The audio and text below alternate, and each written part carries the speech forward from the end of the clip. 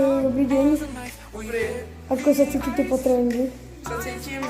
Cítim sa veľmi dobre, tréning bol tak povedané trošku blbý, boli tam také blbé cvičenia. Neviem, prečo tréner stal v strede ihriska, hráči tam zavadzali, nedalo sa poriadne prihrávať. Dobre, aká je vaša reakcia na trénera?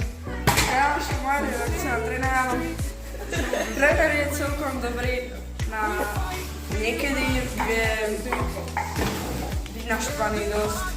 Stále preťahuje tréningy, máme moc veľa tréningu behom jedného dňa.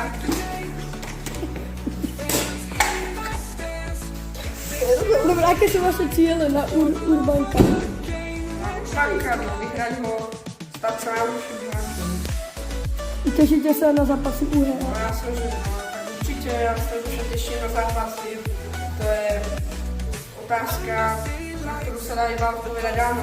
Za akú hráte konferenciu? Za konferenciu, hrám za Western Conference, kde sú ďalší 5 hráči. Ich vieš nám ich vymenovať? Vymenovať? No. Sebastian Slezák, Lukáš Gašpar, Tobiáš Čakaj. A homosexuál. Ja som to. Ešte si musí spomenúť. A ešte tam máme Mateja Kozáka. Áno, dobre. Ďakujem za rozhovor. A ja ďakujem.